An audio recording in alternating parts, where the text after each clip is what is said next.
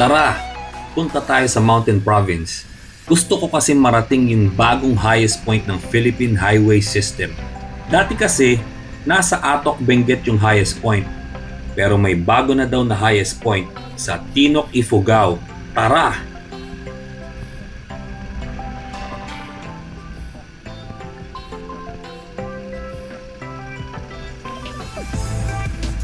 Ang elevation nito ay 7,968 feet above sea level. Dati kasi, yung old highest point na nasa Atok Benguet ay 7,400 feet above sea level lang.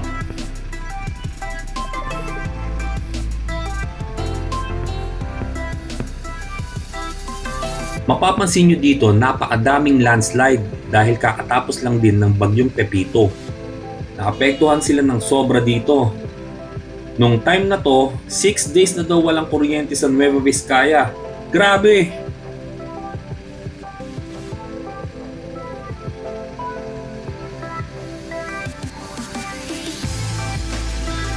Ngayon pa lang tinatrabaho na maklear ng Baco yung landslide. Kaya nagbibigayan lang yung mga sasakyan para makadaan habang nag-ooperate yung heavy equipment. Napakadulas nung putik.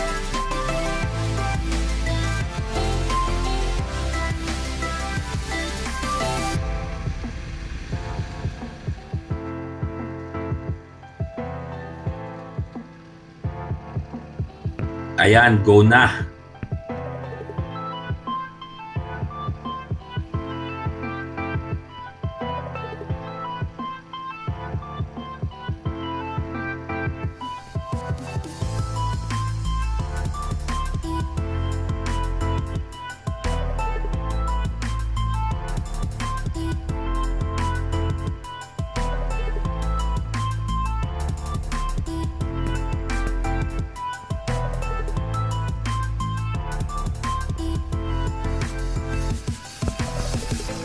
Talagang maraming kalat sa kalsada kaya kailangan ingat lang. Yung mga lupa sa taas napunta na sa kalsada. Sa sobrang dami ng landslide, mukhang matatagalan pa silang mag-clearing dito. Oh, landslide na naman sa kanan.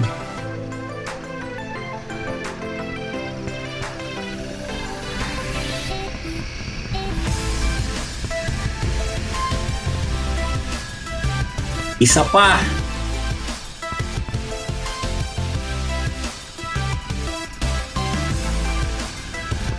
O ito pa. Talagang maya't maya may landslide.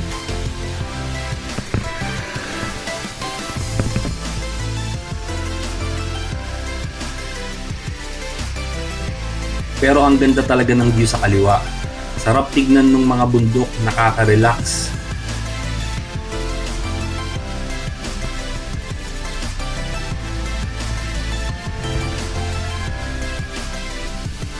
Nueva Vizcaya pa din yata ito, papasok ng Ifugao. Ewan ko lang, di ako sure.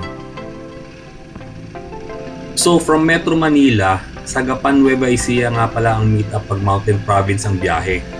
Usually, so Nueva Vizcaya ang daan papunta, tapos sa pauwi naman dadaan muna ng Baguio para expressway na pauwi. Kadalasan kasi pagod at low energy pag pauwi na.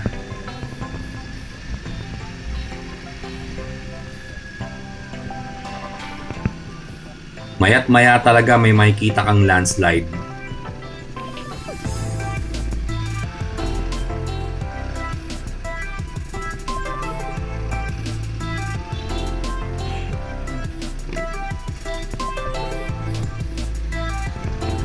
Sana maklear na ito agad para maging safe sa mga dumadaan dito. Ayan, kung mapapansin nyo, makalat yung kalsada, madaming lupa. Ito talaga one lane lang makakadaan.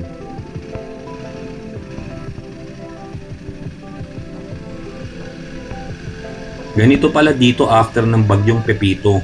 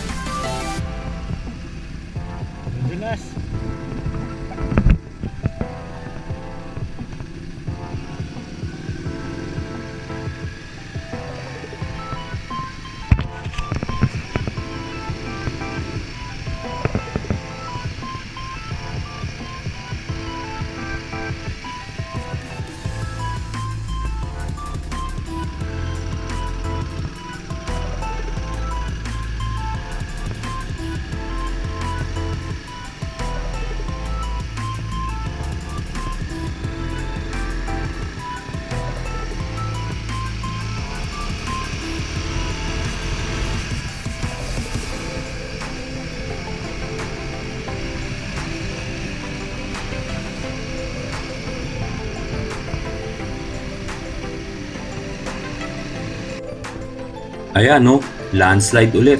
Madaming matatalim na bato. Sabi ng mga lokal nga dito, sinara daw itong kalsada na ito ng isang buong araw pagkatapos ng bagyo dahil sa clearing operations, meaning hindi talaga madadaanan ito after ng bagyo dahil sa dami ng landslide.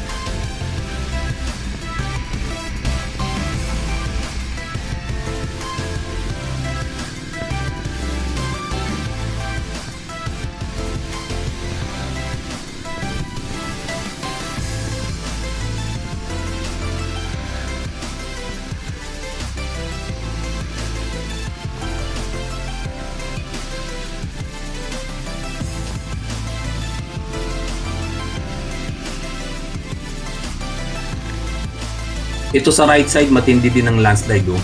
Di lang makita sa camera pero madulas para sa mga gulong na hindi dual sport or knobby.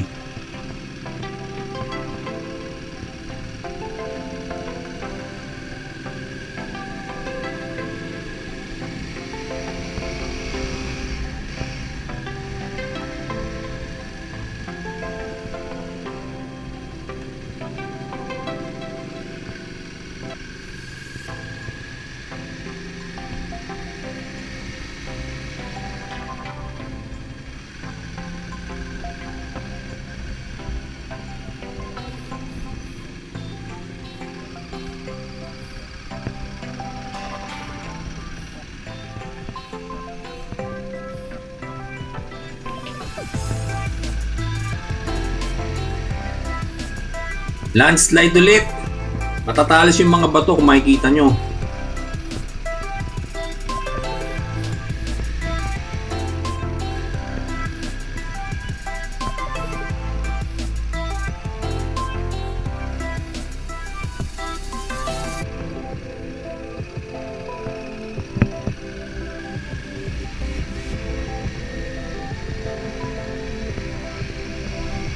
Only landslide.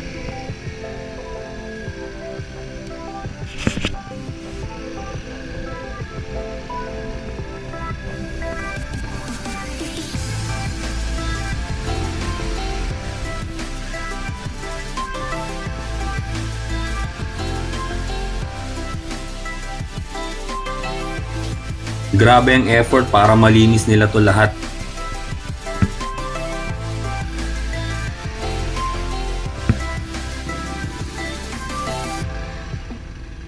Ingat sa tubig!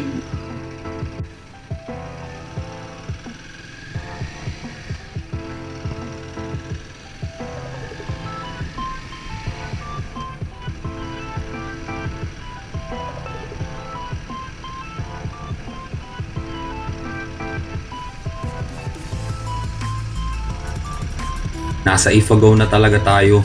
Lumalamig na din kasi yung hangin.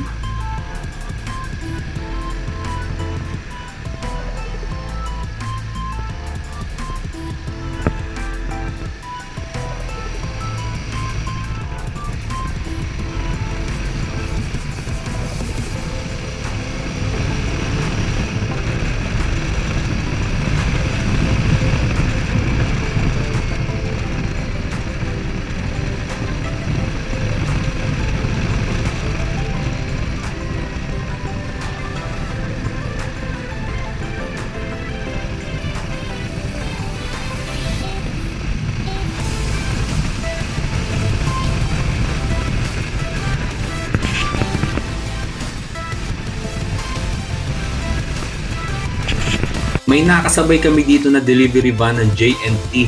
Nakakatuwa kasi kahit matangkad yung truck, sanay na sanay yung driver sa mga kurbada. Siguro eto talaga yung ruta niya sa trabaho.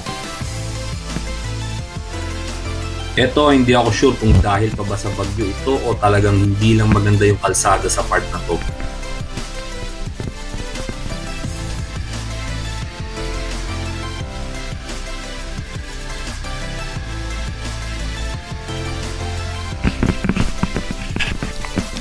Nakakatuwa yung waterway na ito. Dumadaan talaga yung tubig sa kalsada. Nakakatawa din yung maliit na tulay para hindi siguro mabasa yung mga tumatawid. Ayun, diretso sa bangin yung tubig oh.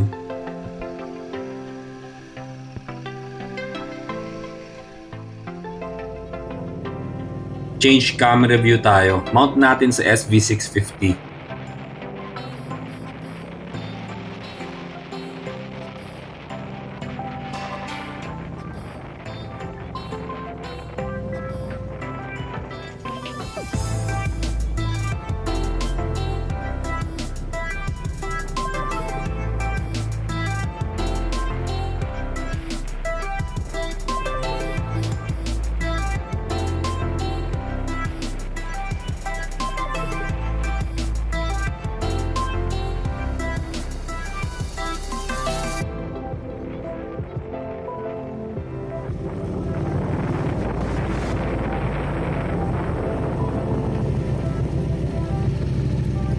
Kailangan ng tumayo at kanina pa nakaupo. Ang sama na naman ng daan dito, medyo off-road.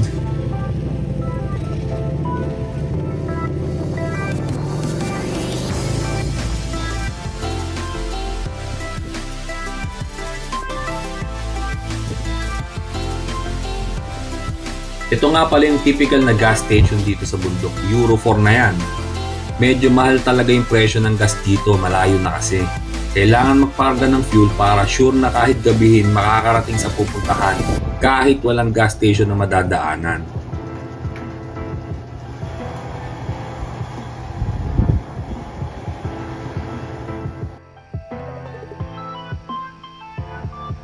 Okay, tuloy sa biyahe.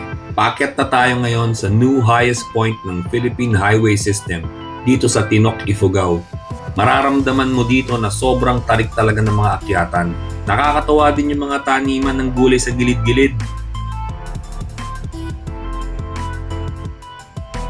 Only a few kilometers away sa marker ng highest point.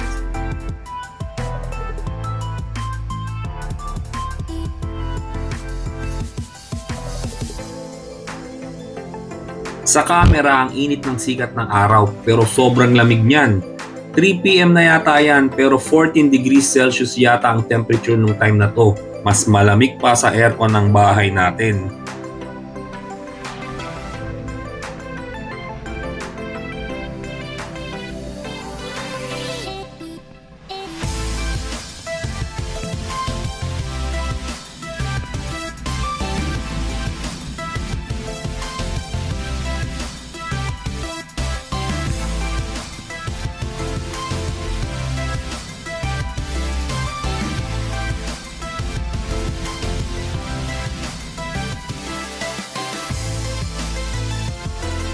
Finally, nakarating na din.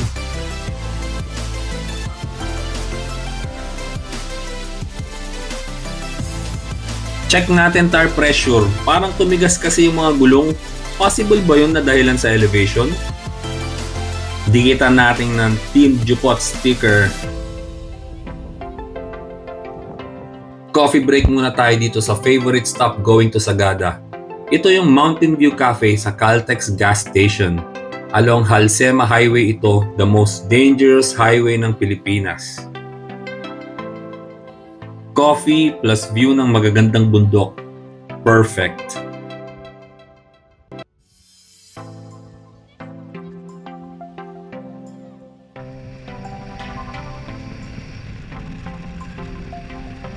Tuloy sa biyahe. Ginabi na tayo papuntang Sagada Mountain Province.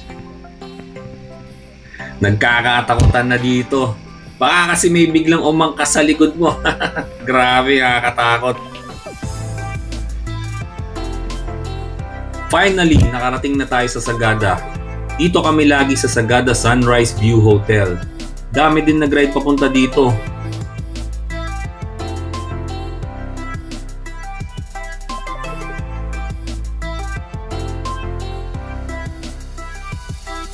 GS, Suzuki V-Strom,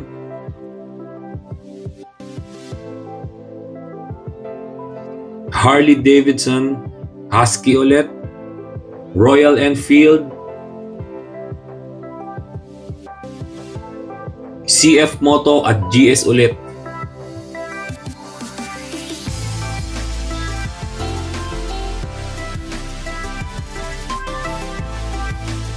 Ito yung log cabin sa Sagada. Masarap yung mga smoked meat dito. May parking din sila ng mga motor sa loob. After kumain, masarap mag 2 bottles sa Chapter 1 Cafe.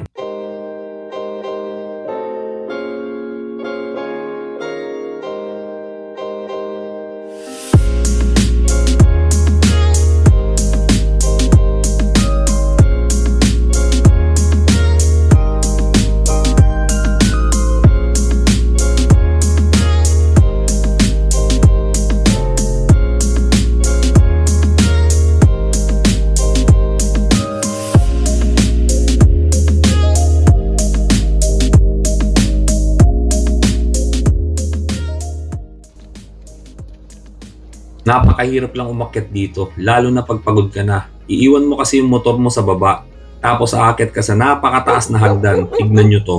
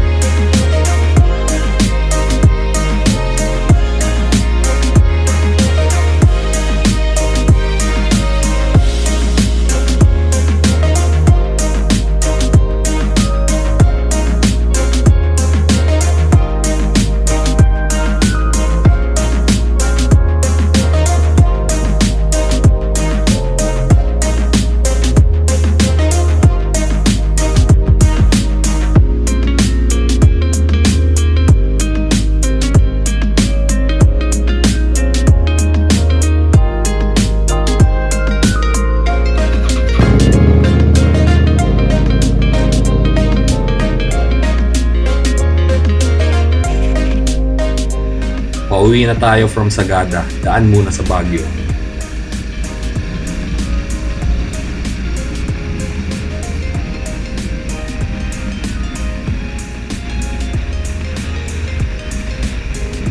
Napakaganda pa din ng view at napakalamig.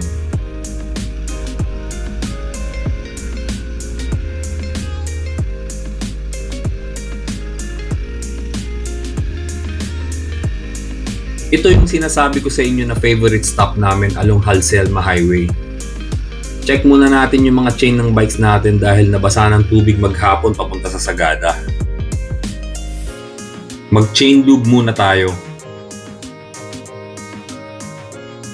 999 kilometers na yung hima.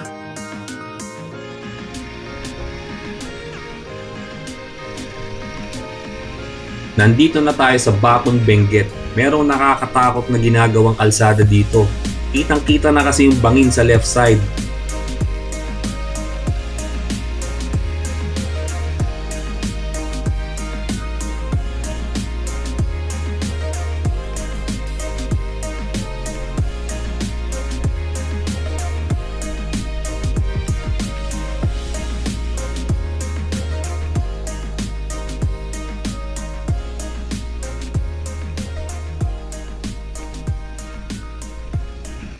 Malaglag ka kaya dyan sa bangin? Anong feeling, ano?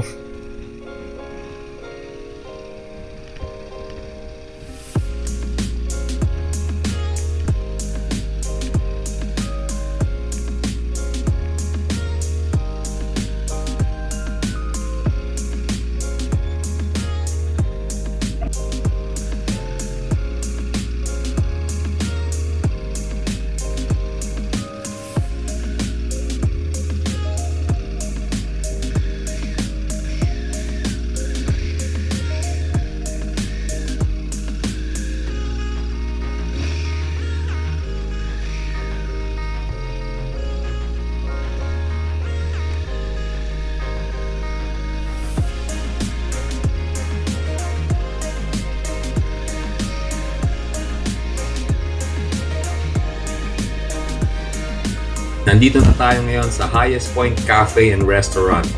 Dito lang yan sa second highest point, Atok Benguet, going to Baguio.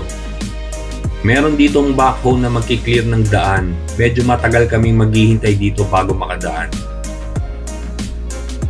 Tara, silipin nga natin.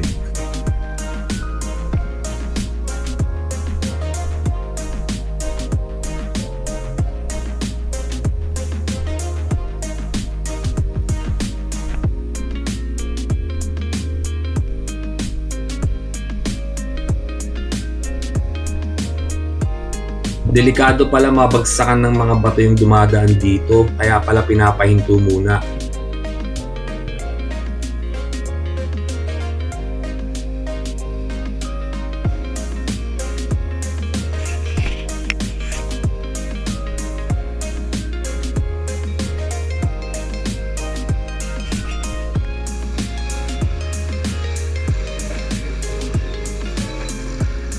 Sa wakas, go na!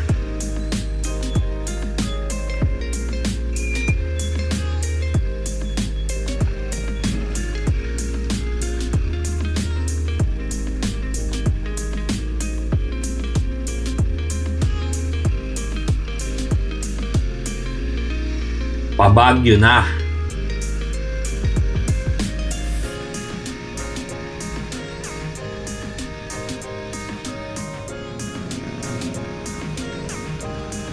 Pababa na ng Baguio via Cannon Road.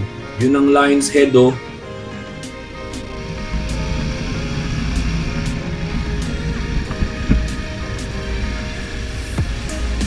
Dami ding roadworks dito along Cannon.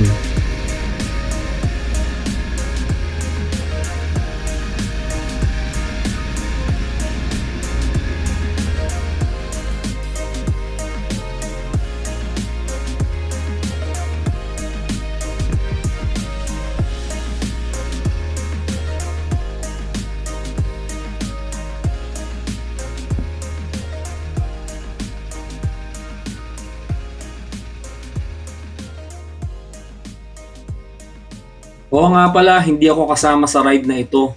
As usual, di ako pinayagan ng asawa ko dahil madami pa daw labahin. Kwento lang nila sa akin to.